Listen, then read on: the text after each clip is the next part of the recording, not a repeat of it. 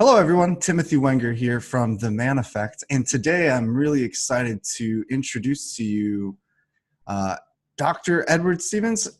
Would I put the doctor at the front, or would Yeah, I put Edward Stevens, medical doctor? Dr. Ed Stevens, yeah. Okay, Dr. Edward Stevens from the Male Studies Foundation. He's the founder of it, and he's been in the industry since 1998. Um, Anyway, could you just give us kind of a brief overview or a chronological timeline of what's been going on? And I know it's been a long time, so just kind of do a little introduction because I'm not going to give it justice. Well, Tim, I would like to introduce this myself Mhm. and this segment in the way I opened my remarks to the Public Health Association meeting. I got up at the podium and I said, "Hello, I'm Dr. Ed Stevens, and I'm a male." What? And you could hear a pin drop. The fellows that I came with to the conference we were presenting on male issues, they Mhm. said, "Oh my God, what's he going to do now?" Well, you see, I feel that being a male is, it's not something we might say special beyond being a female, but it has certain intrinsic attributes and obligations Mhm. Mhm. that I feel very strongly.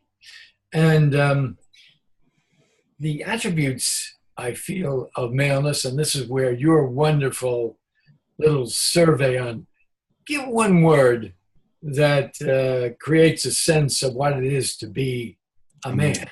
Yeah. It's wonderful. And I wrote back when I took your survey and I wrote the word courage. Mhm. It takes courage to be a man because, unlike our female counterparts, we don't have a path. Mm. You know, we little boys, we rough and tumble, and then we get to be adolescents, and we kind of experiment a little bit and do a few crazy things. But this is being a boy on the way to being a man. But there's no clear path. No, there's not.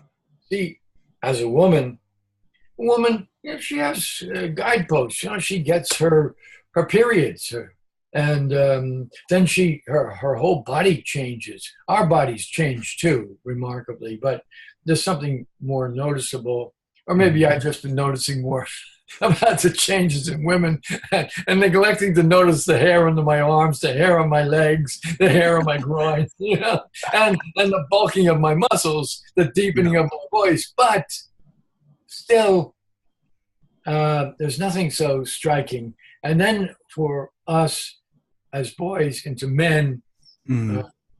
we become fathers, but it's a surprise to us. Whereas for the woman, it's a life altering event.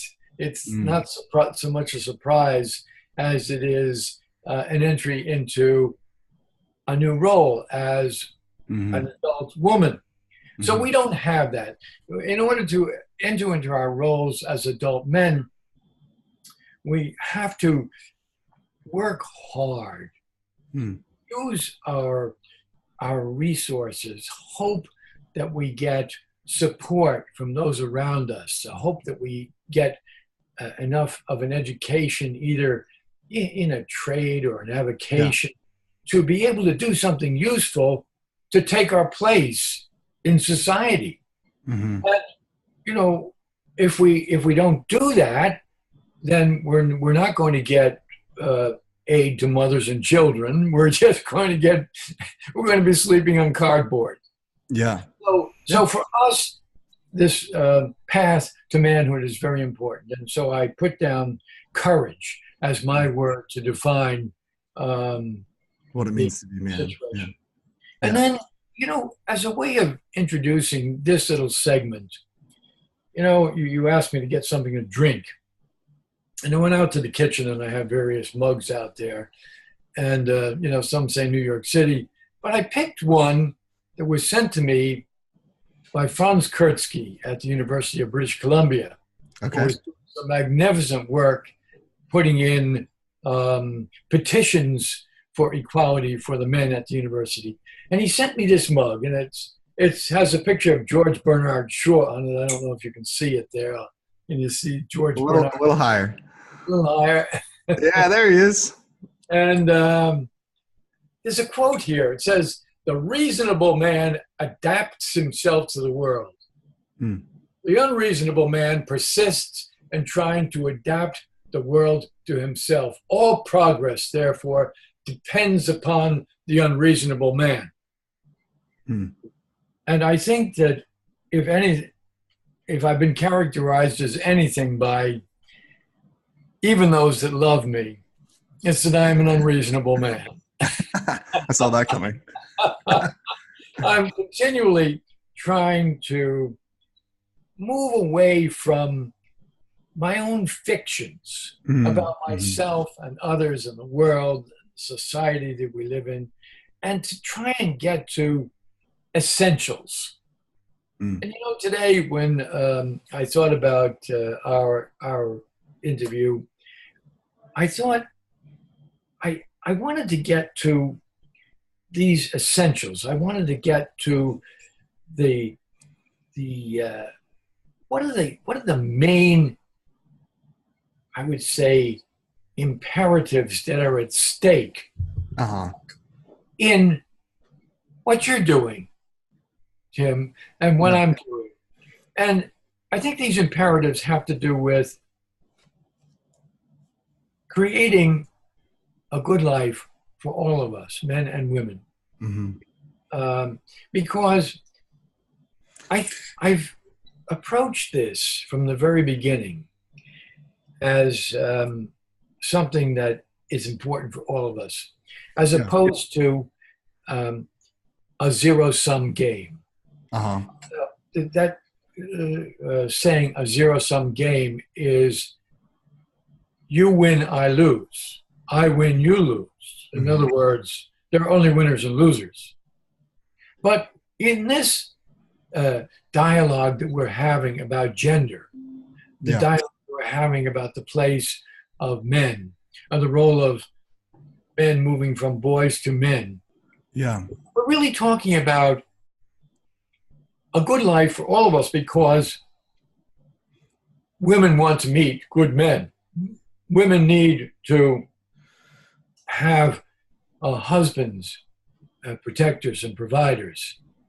Children need fathers.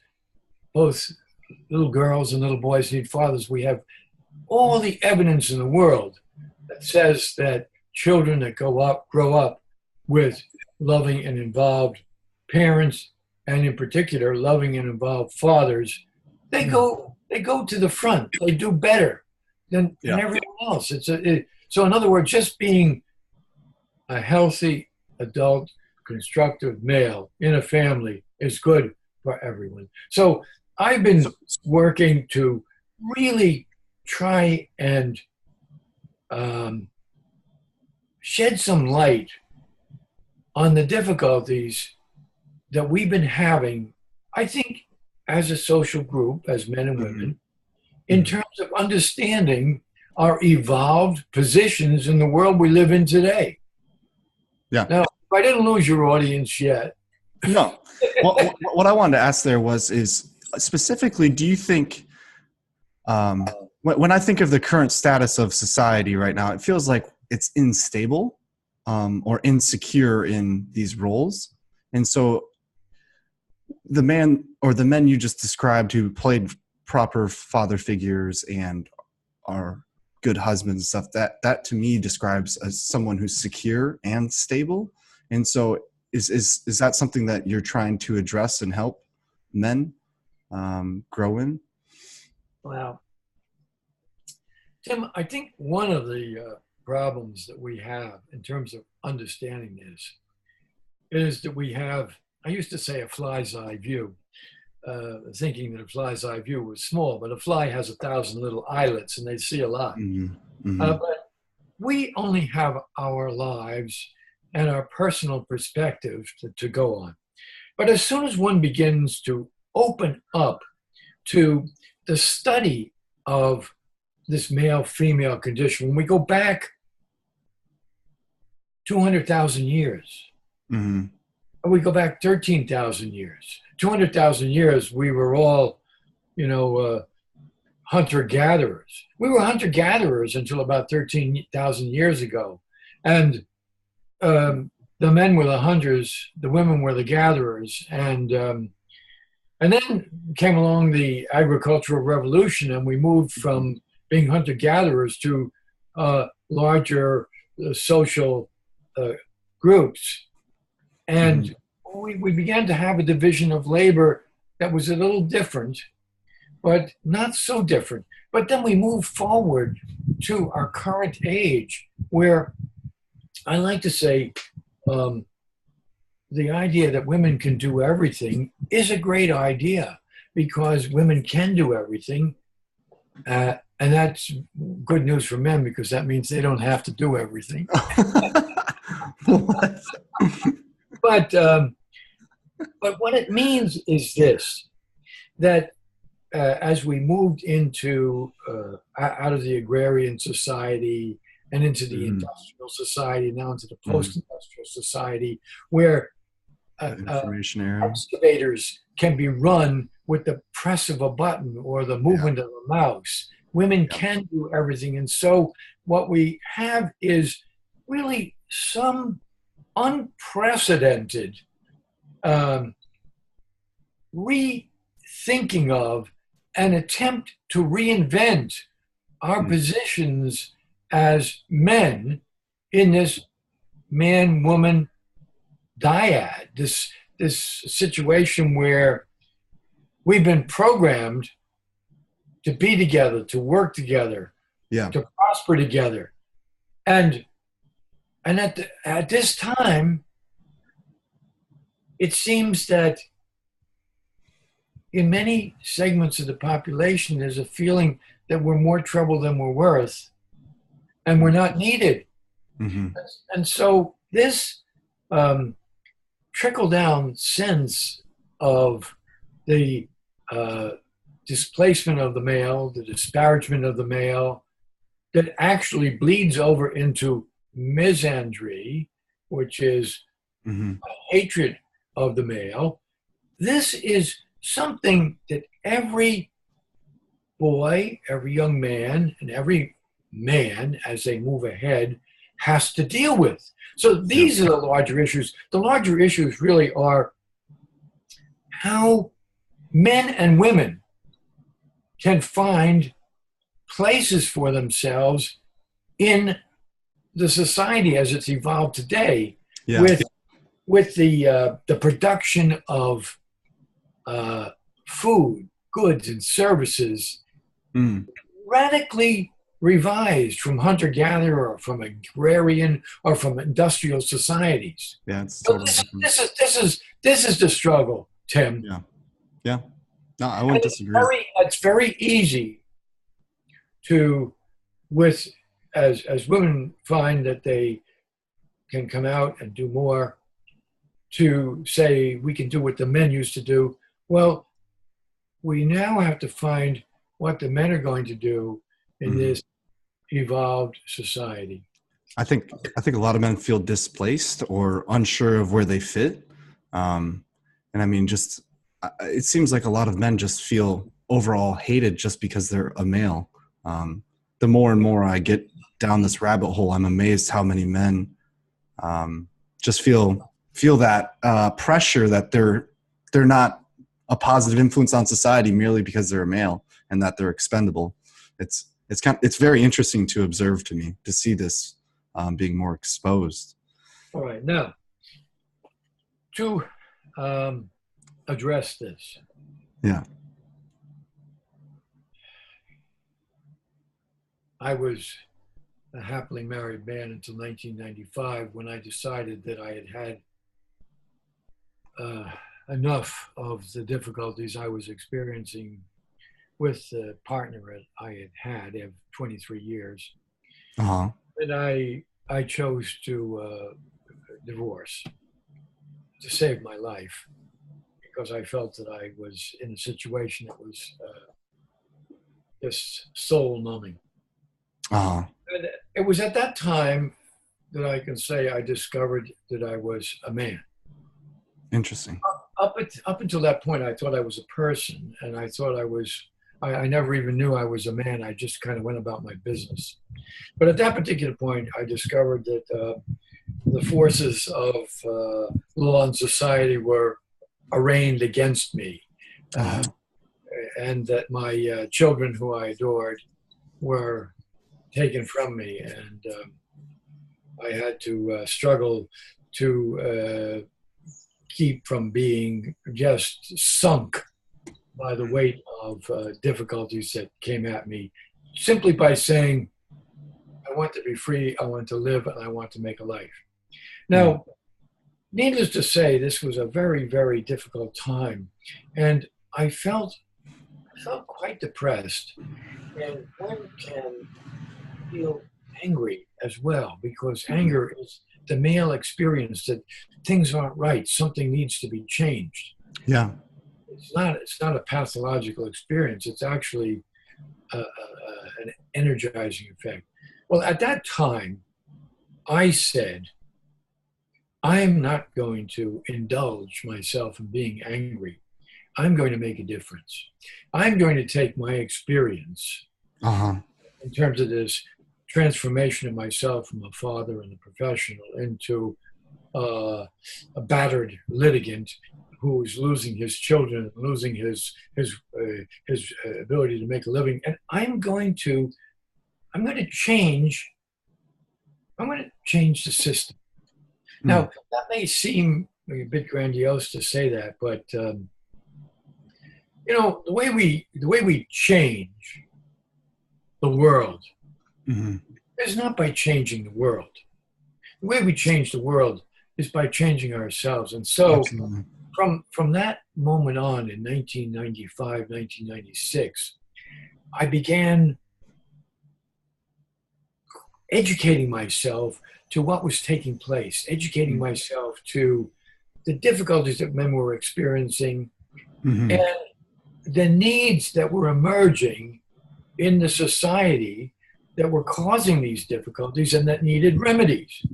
Um, Before we move any further, could you clarify specifically what system you're talking about changing? Is it the legal system, the system of society? Could you just clarify that part of your well, statement? I would say, in a nutshell, the divorce industry. Okay. In other words, um, divorce is a very remunerative situation for those involved. It keeps a lot of people employed, Mm. and everybody gets paid, and only one party gets fleeced. So That's for sure. now, but again, um, um, I don't start off by saying, "Oh, these are terrible things." I start off by saying that there's a certain inherent wisdom in this that Uh-huh. this really is. It was a way of protecting women and children. Mm. Was really what the start of the divorce uh, industry was. But then it got out of control, and Mhm. so that just a little known fact: 7 out of 8 divorces are requested by women, Oh, wow. not men falling in love with their secretaries and going out and then divorcing their wives. 7 of 8 divorces are requested by women. Really? I didn't know that. After divorce, something like 90% of custody is awarded to the women. And within 3 years of a divorce, um, uh, 80% of men lose touch with their children. Oh Now, my gosh. what we're talking about here are um, the social consequences of an attempt to protect women. Yeah.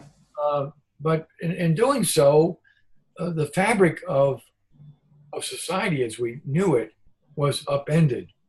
So that I didn't want to really get into this, but it is historically important. Um, Yeah. Today, I find it very hard to recommend marriage to young men Hmm. because there's a 50-50% chance of the marriage failing, and that they will more or less, they'll be more or less likely to become impoverished in it and to lose touch with their children. So, I mean, if I said to you, you have 50-50 chance of getting to the local grocery store, I think you'd order in. Mm. You wouldn't Yeah. take a walk. All right, now, there are ways to deal with this, and they have to do with the development of good relations, Yeah. relating really adequately, and learning what it is to relate to our mates, and learning what it is to build healthy situations and healthy families. Yeah. So, now, but again, that's just a preamble to me saying I want to do something to make a difference. Yeah. Because being angry or being depressed was really just the entrance into an awareness. In other words, my eyes were open to the needs of Yeah. myself as a person. And so I initially, for the first couple of years, I put on some conferences, and you'll see all of this material on the Foundation for Male Studies. Yep. Which I will link in the description below for anyone. So you did a wonderful job of linking it. And what I tried to do there was, and I have the site up here in front of me because I thought I could refer to it as we go along. Sure. I thought, as I studied, that we really didn't understand the male. We had lots of stereotypes, and there are more stereotypes being created every day with the whole concept of toxic masculinity and the rape fragile masculinity. Have you heard that one? Well, but you see, I hope I'm still in your picture. I'm sitting back a little bit. Yeah, but good. If you go to that the website, you see the first thing I have listed on the right-hand column is a 20-minute video invitation by a social worker, Jack Kammer, Kammer. Yep. And Jack did this 20-minute video for people working in the social work field, in particular, educators and professors in the social work field. Yep. And what he did was he analyzed the last 20 years of social work publications, their periodicals, and the books published. And I'm just showing people where to go there. He tabulated the number of articles that were devoted to men and issues that involve men, and the number of issues that articles and books involved with the study of women, and issues involved with women. And they were 10-1 in favor of women. In other words, there were 10 times as many articles about women and women's issues that there were men. And in the books on social work, there were the same skew. Now, really, what's so interesting about this is that sociology has been leading the drive to delegitimize biology in understanding ourselves as people, as a species, because they're saying that gender is culturally derived. Now, I don't think culture derived your beard. And I don't think culture derived my courage or my I am a male. All right. I mean, I didn't get this way from culture. You don't think it's socially constructed, is what you're saying? Not a social culture. But so at the same time that sociology and social work has this enormous skew towards female questions, 50% of the population is male. And if the current dialogue is true, and men have a lot of problems, one would think that more energy would be devoted to the problems than to the healthy. But what we have here is that the energy is being diverted away from men. Now, that is just an example. And I think that why I put that there, I think it's important because male studies, what was it all about? Well, I said, as I looked at the university system across the United States, around the world, across the United States, there were 600 programs of women's studies and 0 studies, male studies programs. Yeah. There are a few, so to speak, men's studies programs, which are, they're basically feminist supported views of men. They're really saying men should be more like women. But so there's no study of the male. And this article by Kammer points that out. Now, that's what, when I started my research in this arena, I realized a lot of the authors and a lot of the driving force was actually, it was mostly women who were driving the force behind these studies and stuff. And I found that really interesting. I'm not saying that's right or wrong. It just is what it is right now. And so I find it interesting that men haven't been pushing harder to get more publications out there, to have more studies and all of that. That was something very early on that surprised me.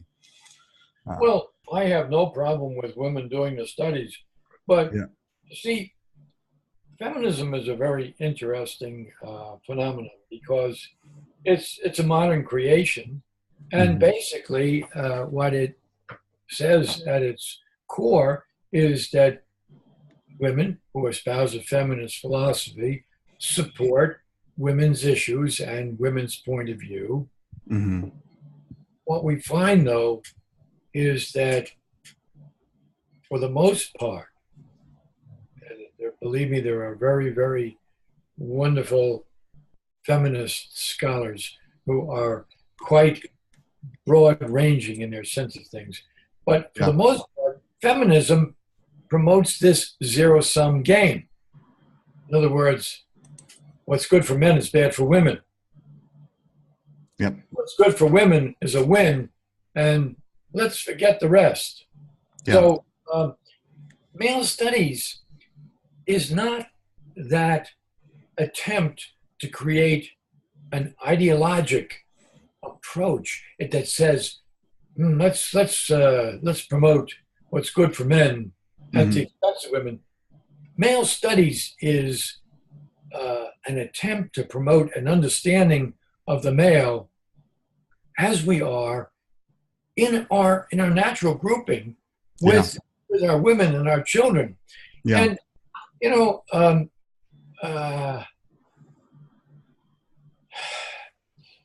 if we extrapolate this a little bit, we could go in all kinds of directions with it. Well, what I'm really curious is as I've connected with more people like yourself, I've encountered some frustrations with, let's just say, my friends or some other people online. That why is there men's studies? Men have always had it made out for them, all of that. Like, time out. Why men's studies? Forget that. Remember, come on, you're not the ones that will be promoting distortions on this program. You know, come on. No. What I want to know is, I want to know is, Men's studies is a branch of feminism and a branch of the woman's look, and they say that men should be more like women. Now, if you want to talk about male studies, if you want to talk about the study of the male, all right, go ahead, try again. No. What I'm saying though is you get categorized in the men's right movement, right? And people have been saying to me, men don't need these rights movement. They think it's ridiculous. So I'm curious. See, I don't care how people characterize me. As I started off today, I'm unreasonable. And so I don't really mind how they characterize me. But between the two of us, let's get it straight, okay? Okay. And, that's what I'm hoping for. We're not talking about men's rights here. What we're talking about are human rights, and we're talking about the well-being of our men and our women and our children. That's what we're talking about. This is not about men's rights. Yeah. No, I know that people will be thinking that, and that's why I'm asking. All right. Well, I hope I've made that clear. Okay. Yeah. Because you actually genuinely care about human beings on this earth. Is that what you're telling me?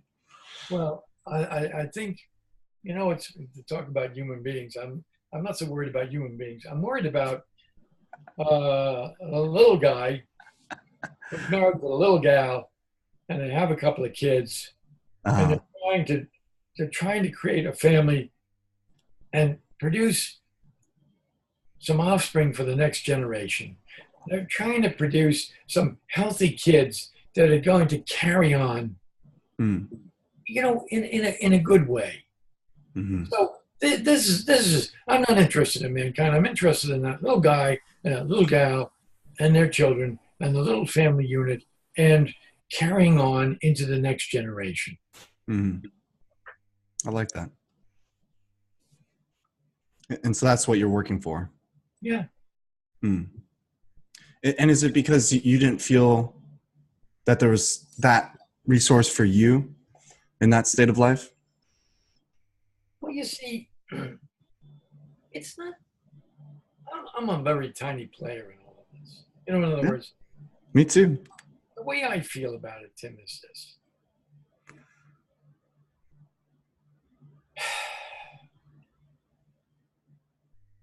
I sometimes refer to myself as smaller than a fly, a speck of fly shit. Why? Because in the larger picture, that's really the way it is. However, my experience as a male person has given me insight into the larger picture. I mean, how do any of us get insight into what's going on? We don't, yes, we can get it by reading a book, but even so, if we read the book, unless we resonate with what we read, that doesn't mean anything to us. Well, that's nice. I'm glad to hear that. But when we read something and we resonate with it, for instance, when the piece I read about Jack Cameron there, when I said that, all this emphasis was being placed on an understanding of the difficulties that women were having at the same time that men were having the same difficulties without any attention being paid to it by social work of all professions. Now, he didn't analyze sociology. He did social work. So, to be fair, but I'd love to see an analysis of the social work literature. We'll need a sociologist to do that. Yeah, let's find one. Social work is really fundamental to the fabric of our social support system. Mm-hmm. So, when we see that skew, we see that help is not being given. Now, I am going to go a little bit off a little bit.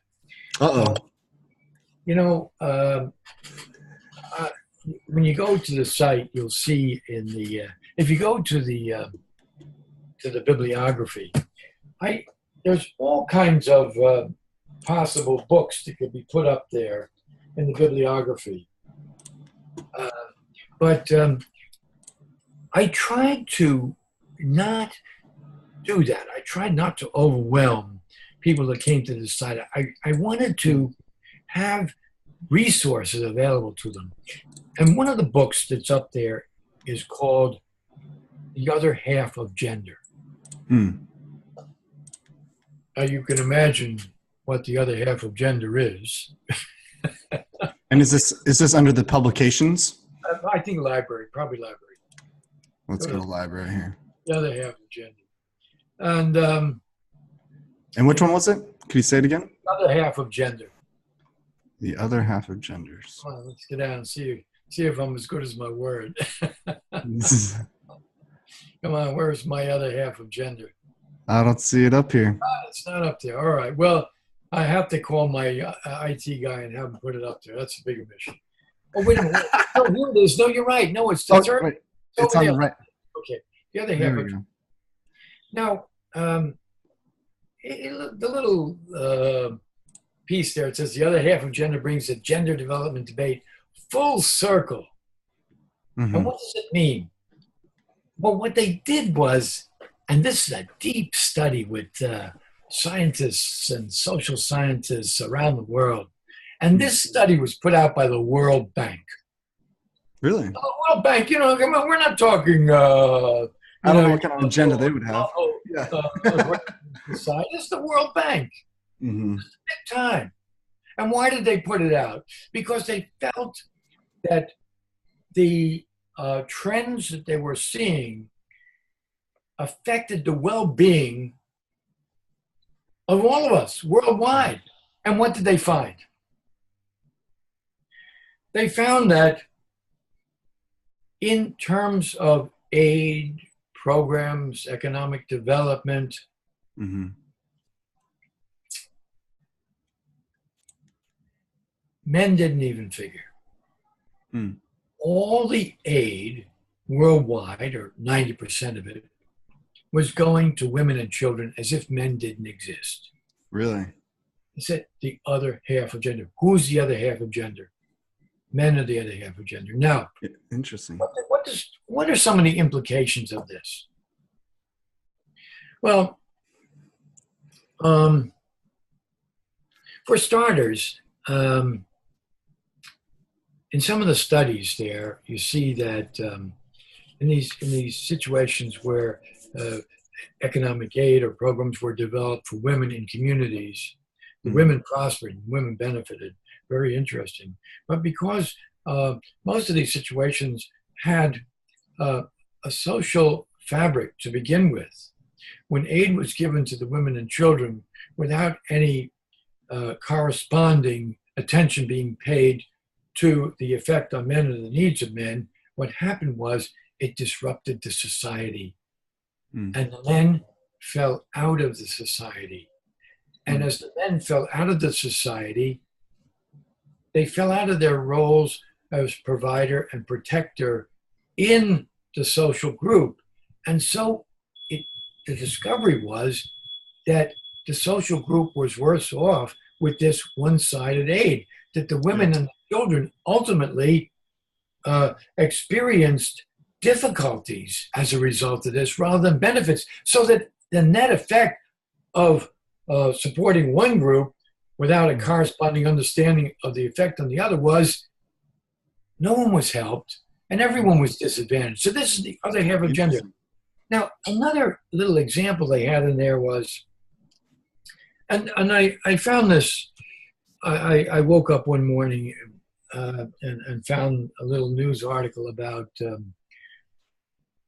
a request from the United Nations for aid for the war-torn nation of, you can fill in the blank.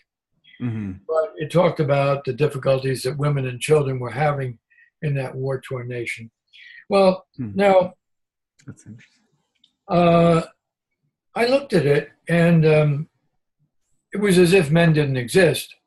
And then I went in this book, The Other Half of Gender, it talked about post-conflict resolution and reconstruction. Now, well, in a post-conflict situation, after there's been a civil war or some type of strife, the whole society needs to be rehabilitated. Mm. And because, for the most part, the men have been the warring parties, Mm-hmm. any kind of post-conflict reconstruction must involve the rehabilitation of the former combatants. Mm. Now, in this vast call for humanitarian aid for women and children, Mm-hmm. there was nothing for men. There was nothing for the post-combatants. There was nothing to deal with their degraded conditions, their displacement from family and society, their disease, their injuries. Mm-hmm. So that what we see is not just in regard to Jack Hammer's article there, but we see the World Bank study describing this, and we see the detrimental effects of it. Mm. And then as I tried to get funding for the Foundation for Male Studies, I went to the foundation site in New York City. Is a wonderful organization for foundations. Mm. And I researched foundations that gave grants for boys and men and male issues. And I discovered there weren't any. As a matter of fact, when I went into the foundation group in New York City, I discovered that they had a brochure with citing 1,000 foundations that gave aid to women and children. And there were no corresponding agencies. So I had no place to go to get help for the Foundation for Male Studies. So every time I signed in to this foundation program in New York City, they have a little card you fill out, and it says, what group you're affiliated with. I say Foundation for Male Studies. What's your interest? Promoting understanding of the men, and suggestions that you devote some time and energy to developing resources for understanding men and supporting causes that involve males. Now, this is the card I left every week after week after week. Well, I never heard from anyone. But see, this is the unreasonable man at work. The unreasonable man at work leaves the card every week. The unreasonable man finds the book and puts it on his site. The unreasonable man tries to bring this to you and bring this to your audience in a way that has meaning, that gets us out of our sense perhaps of personal upset, personal grievance, perhaps even depression, feeling, as you put it, our men and boys are feeling displaced. Instead of feeling displaced, let's choose a place. I'm going to tell you a little story here because this idea of choosing is very important. And this goes back and looks a little bit of one of my interests has been philosophy. And there's a man called Jean-Paul Sartre, Sartre, who was a French philosopher from the Second World War. And he's described as an existentialist. And the question was, what is existentialism? Well, the long and the short of it is here and now. I'm here with you now. I'm paying total attention to what we're doing. I'm really, really focused on, what's important. See, in this talk today, I said, well, how are we going to spend our time? I want to touch things that are important. Yeah. So Sartre, somewhere in the midst of the Second World War, he had a young man come to him whose father had been killed by the Nazis, and he was the sole support of his mother. And the young man asked Sartre, he said, look, I have a chance to join the Free French in London, the Free French Army in London, and fight for France there, or to stay here and become part of the underground, and to um, take care of my mother and be very close to home. And he Yeah. said to Sartre, "What should I do?" And Sartre said to him, "Choose, Hmm? Choose. choose." In other words, the essence of our situation is to choose. Now, we can choose to be aggrieved, we can choose to be angry, or we can choose to develop a wider sense of ourselves, to Mm. choose to develop ourselves, choose to meet the fellow next door and create a partnership, meet the young lady and create a relationship, Mm. uh, to choose to make lives for ourselves, Mm. or to take this to a little bit of, some of my personal philosophy. Yeah. And I think that this is, again, at the heart of manliness, as I understand it. Mm. In Jewish, I happen to be Jewish. And you're from When New we York. raise our Sorry. glass, That's just funny to me. we say "L'chaim," to life, Hmm. to life. So we choose life. We choose life. We choose the constructive. Or again, in terms of this tradition of Jewishness, there's a little saying. It's in Hebrew. It says "Tikkun ha'olam," and it basically means to make the world work. So Mm. every day when I get up, I try to be among those who are going to work to make the world work that day, to Mm. make it a better place. So when I lay my head down, it's better than when I pick my head up. After 10 years, 20 years, 30 years, 40 years, 50 years, I can Yeah. look back and I can say, this has been good. This has contributed. So Yeah. for me, again, when we talk about the essence of manliness, these are the senses that animate me, and this is what my sense is of being a man is Yeah. to make Yeah. the world work. It, the whole time you're talking about all that, it makes me think the first time you and I had connected, you recommended Marcus Aurelius's book on meditations. And in there's a quote that I was just trying to find. It goes, "The present moment is the only thing of which anyone can be deprived. At least if this is the only thing he has, and he cannot lose that what he has not got." And that was the quote that popped into my brain. Like, you can only lose right now. Like, that's the only thing you can be deprived of. And I find that so fascinating. And Well, anyway, choose, yeah, choose. Are you going to choose be here life, now? choose Yeah, tikkun ha'olam, make it better.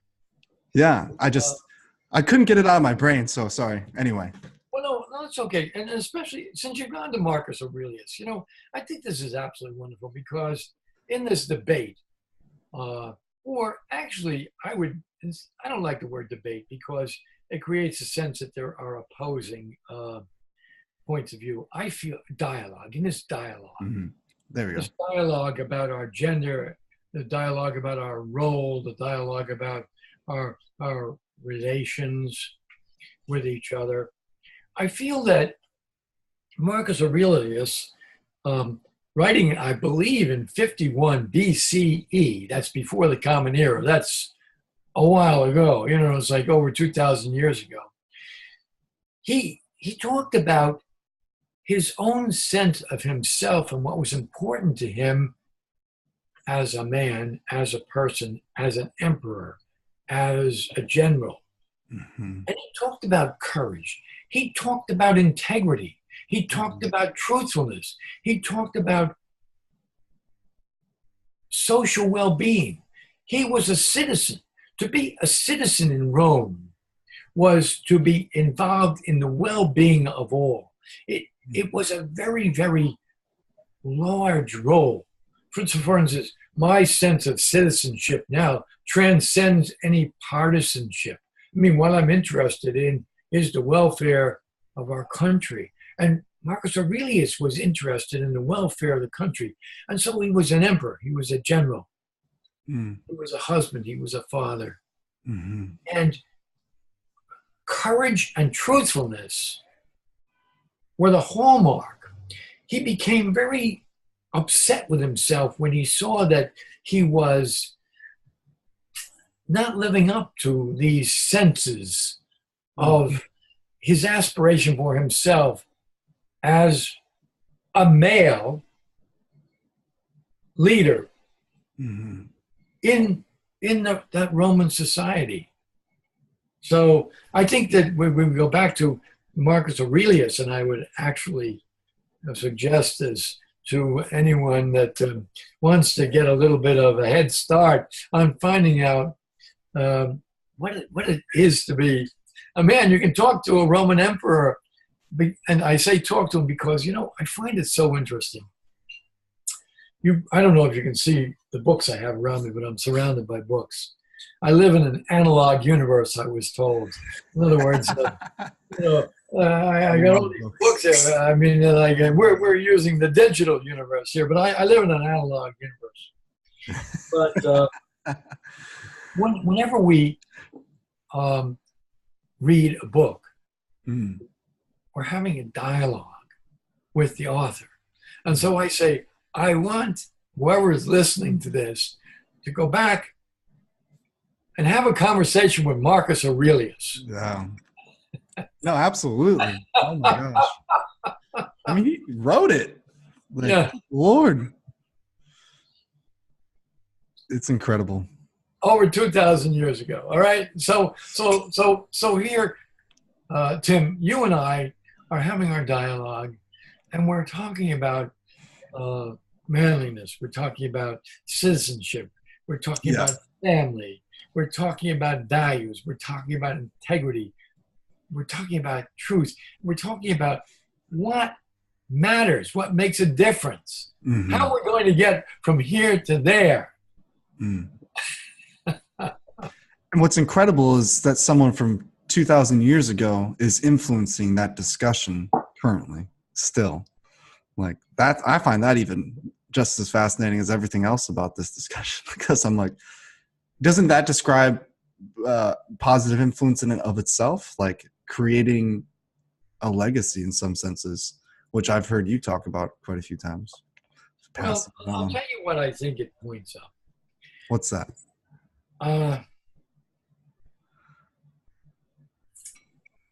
The question of truth has arisen nowadays. But I think that if we, and by the way, this is a little bit of an aside. I refer to myself as a fundamentalist. Now, I do that a little bit as a provocateur. You're a fundamental. Yes, I'm always trying to get to the bottom of things, right? So if we try to get to the bottom of truth, we try to get to what is true.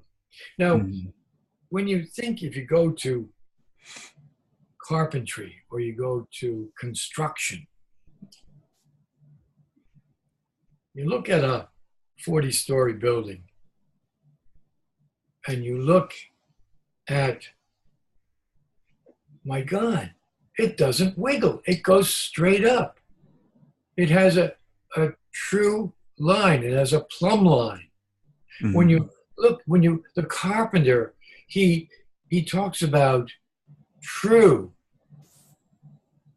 a true line. He wants the true value of the distance between point A and point B. So, see, what my sense, Tim, is this: that there are truths about us that we are unraveling as we go forward. And the truths that catch our eye very often are perhaps biological truths. I mean, your beard is a function of your testosterone. And I can get a bearded lady very easy because all I have to do is give testosterone. Oh my God. So in other words, true, Yeah. I can also reverse that Mm-hmm. and lose your beard. Mm-hmm. But in other words, there's a biologic basis Mm. for us being who we are and what we are, thinking the way we think. And again, this, might bring me back to male studies. And again, to the site. And there's another interesting book on the site. Let me see if I can go to the library again. Can you go to the library? Working on it right now. Okay. Pulling it It's up. called, I think it's called The Male Brain. The Male Brain. Oh, there it is on the left in second. The Male Brain. Okay? Okay. Yep. Come Yep. on now. Come on down to the Male Brain. This guy right here. Yeah, good. Now, founded the first clinic in the country to study gender differences in the brain.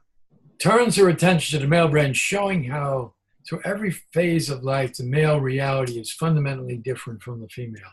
Now, this is a fact of life. Mm. This is the male brain. And in one of the conferences that I put on called the Science of the Male, with absolutely first class academics and scientists. I had a wonderful neurologist. The name is slipping me, but it's on the site. Who talked about the male brain? She talked about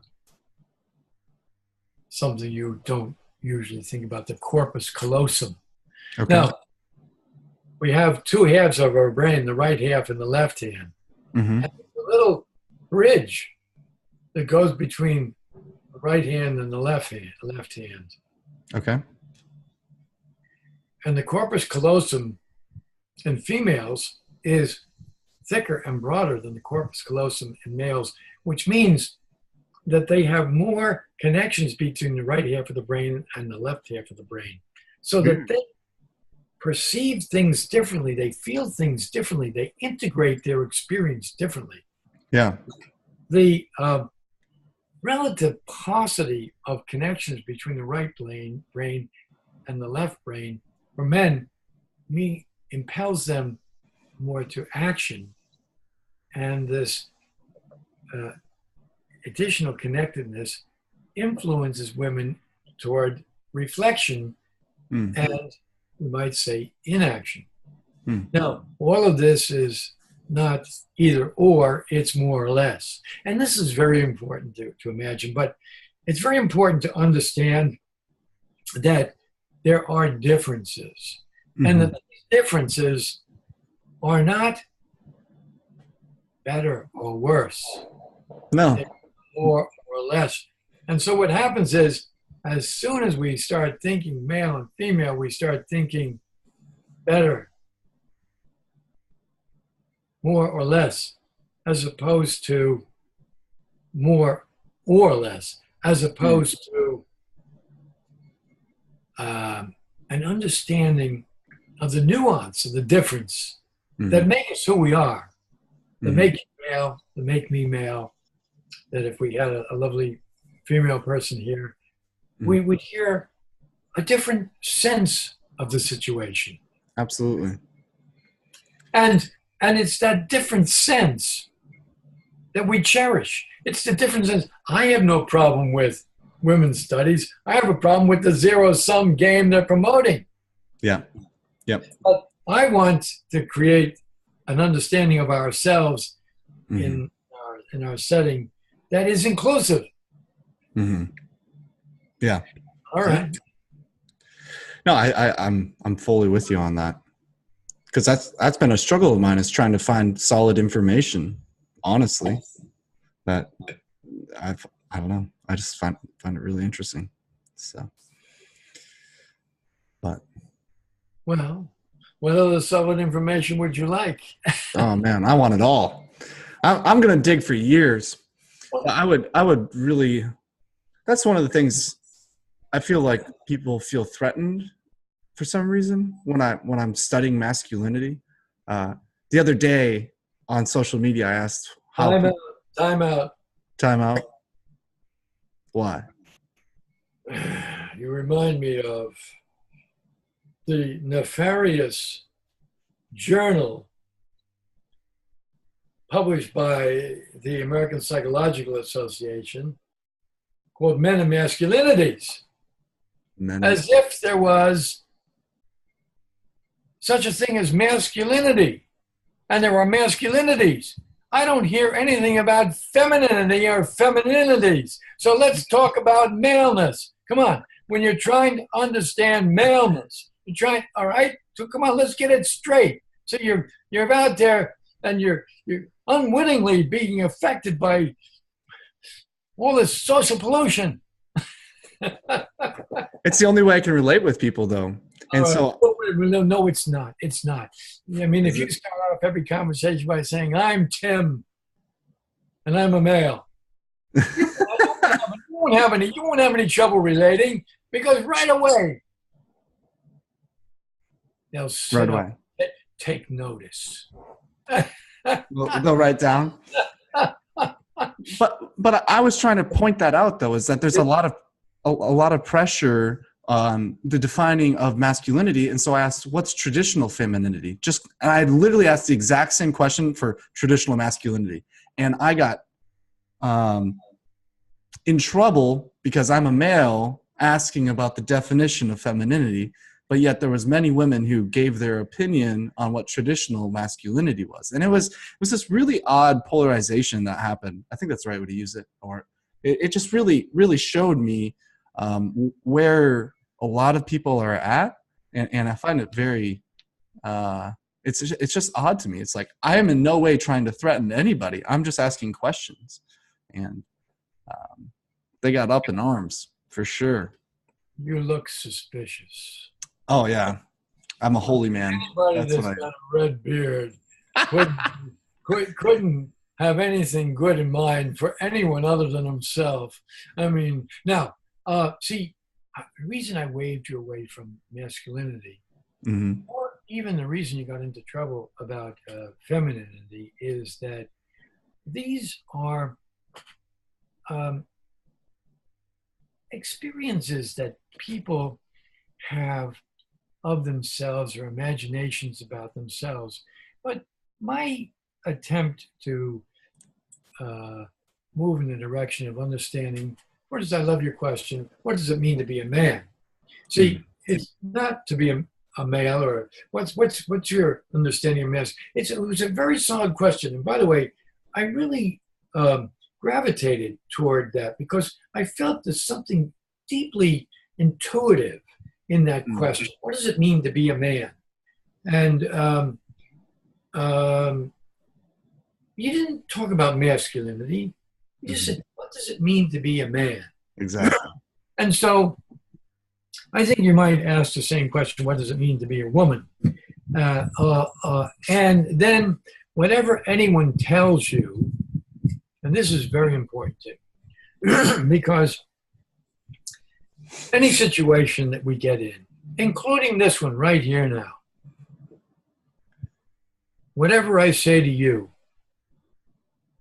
tells you more about me than it does about you. Everything that I'm saying to you about how I see how I see the world, how I feel about myself, how I feel about others, how I feel. So, in other words, this is an interview that's a look into me. Now, for better or for worse, then if someone says to me, how can you say that? How can you think that? You know what my answer is? What? You mean I shouldn't? I shouldn't think that? I shouldn't feel that? Well, tell me how I should think, how I should feel. In other words, I make no apologies for the way I think or the way I feel. And partly I make no apologies because I've spent a lifetime trying to say what I mean what I say, Hmm. be a fundamentalist, get to the heart of things. That's what I'm trying to do here, Tim. Yeah. And I think it's important to note for people who aren't aware is that you're 82, correct? Yes. And so it's not like it's not Tech- it's tech- very different from me. I'm a 29-year-old, so you got way more further down the track and experience. Let's just say. Technically, I'm in my 82nd year. I'm only 81, but I'm in my Okay, okay, okay. call, But call me Pisher for that if you want. I He just didn't tell the truth. I just think that's an important thing to note in this is that that you're still open to the conversation, but you're not apologizing for where you're at either. And I really appreciate that. Uh, I don't know. I just wanted to note that for You whoever's don't have watching. anything to apologize for either. Because what you're doing is you're creating an inquiry. You know, I've been a psychiatrist for 50 years. 50 years. 50 Oh my years. gosh. A physician and a psychiatrist. That's insane. Before, you know what I mean? I like it. Like if you came into my office, I would say, 20 years before you were born, I was sitting in this chair. Yeah. That's Now, incredible. I've actually lost my train of thought here now, but so it has to do with this idea of having been around. Hmm. But here's the point I wanted to come to. For at least 45 years, I have not treated anyone. And what do I mean by that? See, the idea that you go to a doctor, a particular psychiatrist for treatment, Hmm. doesn't really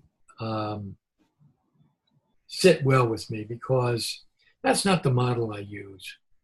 The model I use is someone comes into me to tell me what's going on with them, and then they have a dialogue with me. Hmm. It's a dialogue, and this brings us back to your point, with me and my experience. It's a dialogue with my sense of the situation. Hmm. And then what happens is that out of that dialogue, something new emerges. A new understanding the person has of themselves, a new understanding of what they're dealing with, a new one. And believe me, Tim, I'll go away from our dialogue today with a new sense of myself, a new sense of what's at stake, a new sense Mm. of where I am in the situation. So for me, everything is a dialogue. And what you are doing Mm. is you're creating the potential, the possibility for a dialogue with Exactly. a very, very large audience Exactly. about those situations that are important for each one of us in our everyday lives. Mm. Yeah, I fully agree. That's all I can personally hope for is to open the door for a dialogue. That's all I really want. Because I think a lot of people would write you off because they think they have all their judgments and perceptions. And I absolutely thoroughly enjoy this conversation. And so I just want to expose the humanity around us and create that dialogue. So. To expose us to ideas and senses of ourselves that are, I think that for years I've used this metaphor. I say, if one asks a fish what it's like to be wet, Mm. the fish says, "What? Wet? What are you talking about?" if I asked you, Tim, what it's like to be aired, what would you say? Aired? What are you talking about? You out of your mind? That's So awesome. I feel that I love this. what each one of us is dealing with is that we are immersed in life as we know it, Mm. our experience of ourselves as we know it, and and immersed in society as it is. And so it takes a good deal of mental effort to step out of ourselves, to look at ourselves, to Mm. look at who we are, to look at what's taking place in our lives, in the world around us. And it's only when we do that that we begin to develop this larger sense. Now, one of the very, very important happenings uh, that we see in our modern life is, and I'll just use a little example. Um, I saw a news clip this morning that President Trump got upset that someone was looking at CNN as opposed to watching Fox News. But you see, I think that as you and I talk, or as I dialogue with someone, we're coming into contact with another world of experience. See, you're there and you're 29, you're coming into this world of experience of this 82-year-old. And you say, hey, the guy's still walking and talking. The guy has still got energy. The guy is passionate about this. I don't Yeah, get it. I mean, I really, could I be like this 50 years from now? exactly. Or you take a look at your father, your mother, your uncles, your brothers, the older relatives. I mean, what are they like? I mean, Mm. what? So, see, you're dialoguing with me Mm. um, at the end of my professional life. I've been at it for 50 years. People say, and you're still practicing? So I said, no, I don't practice anymore. I do it. But no, Oh my god, so cheesy. in my countdown, I say, Tim. By the way, here's the little dialogue I have with my wife, my very, very loving wife. Now we've been together, known each other for 34 years, but been together in the second marriage for 24 years. Mm. So I'm not a flighty guy. But I said to her, if one were to think about it, at birth, we have a stack of 100 chips in front of us, Uh-huh. 4 piles of 25. And now we look at our piles. Mm. I'm looking at my pile now, and I'm saying, whoa, if I live to be 100, I've only got 19 chips left. And how many useful chips do I have? I look around some of the 90-year-olds and I say, holy mackerel. Yeah. This is not going to be fun. So, but again, your dialogue with me at 80, I hope it creates a path for you to see that what you're doing, in particular, in this idea of keeping your mind open to experience, to a sense of what's going on. As I like to say, I never saw an idea I didn't love. Mm-hmm. In other words, I'll pick up something here, pick up something there, because to me, this whole phenomenon of being alive in the world. It's exciting. And Mm. like I tell people, life, it's the only game in town. Come on, get in there. Yeah. And Yeah. again, this comes back, I think, to manliness Yep. as opposed to masculinity. Come on, guy, get in there. Manliness. Enjoy your maleness. Enjoy this special place that you have, Mm. because in the what do they say, the ovarian lottery, you got designated a male. And very Because all the little embryos start off undifferentiated. And yeah. then if there's enough testosterone around, Yeah. the little embryo begins to develop into a male. So in the ovarian lottery, you got designated a male. So come on, have a good time. This is a really a special happening. It's who you are. Yeah. Like, just embrace it. Yeah. I love it. Well, what I'm going to do is I'm going to post a link to your website in the description for everyone to watch so they can go find those books and your publications and all of that. What I think I'd like to wrap it up here, but my last question for you to close it up would be, what advice would you give men to keep an open dialogue through in that sense? Like, how can, for me, so like, let's just say it's for me, like, Tim, this is what I would suggest in order to keep an open dialogue throughout your life.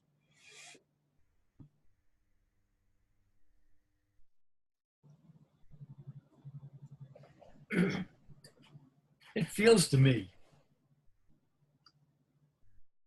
that self-respect Hmm. is at the heart of accomplishing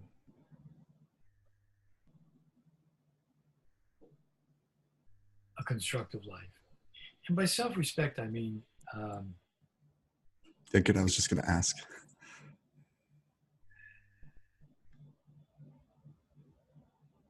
wanting my life to have meaning, Hmm. choosing things that are meaningful. And because I don't want to do less than that. Hmm. In other words, you know, I have this lovely book now, and I'll put up on the website. It's, let me get it. Hold on a second. Yeah. Cracking the Boy Code. Oh, I've heard of that. Yeah. It's a nice book, and I know the man, Adam Cox. He's a lovely psychologist, and I think he does some nice work on it. But and I've only gotten a little ways into it, but one of the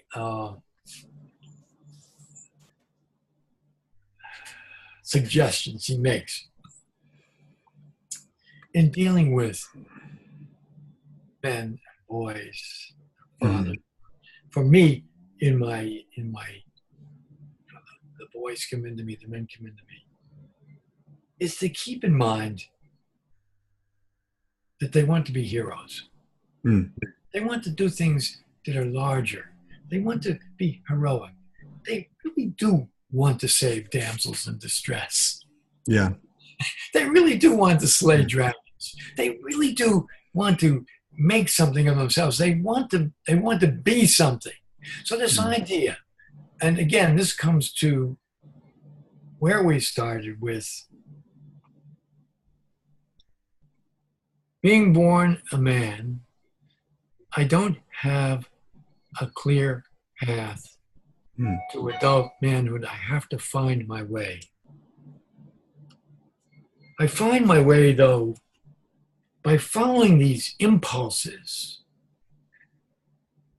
to make things happen, to do, to be effective, to be constructive, to care, to love. So, and this comes out of self-respect. In other words, I am not going to disparage anyone. Why? It's beneath me. I'm not going to indulge in drunkenness or use drugs. Why? It's beneath me. It distracts me from having a purposeful life, from doing things that are meaningful. Yeah. Self-respect. I'm going to take care of my health. I'm not going to risk my health by just throwing myself into anything and everything. Yeah. So self-respect. That's what I would say, Tim. I love it. Well, thank you so much for having this conversation with me. I look forward to the future videos and interviews that we're going to do. For everyone who's watching, if you have any questions or anything like that about this topic and what we've talked about, you can feel free to reach out to me. I'm pretty quick at responding. And you can also check out the Male Studies Foundation website. And Tim, it's the Foundation for Male Studies. Oh, Foundations for Male Studies. Sorry. I had that backwards. Malestudies.org is the simplest way to get to it. Malestudies.org. Yep. And I'll put a link in there. And please feel free to subscribe and share this video if you liked it. And if you have any future questions that you would like me to ask, you can comment below or also send me messages on my website. Now, why don't you be heroic and say, you want this to go viral? I don't know if I'm that brave. No, but these ideas, you want these ideas to go viral. Yeah, absolutely. I would love for my questions. I really want my survey to do about 20 to 30,000 people. That's what I want. So, for starters. For starters, yeah. I would love that data. Oh my gosh. Anyway, well, I'm going to end it here, and please be watching for future interviews with Dr. Stevens, the main man over there in New York. All right.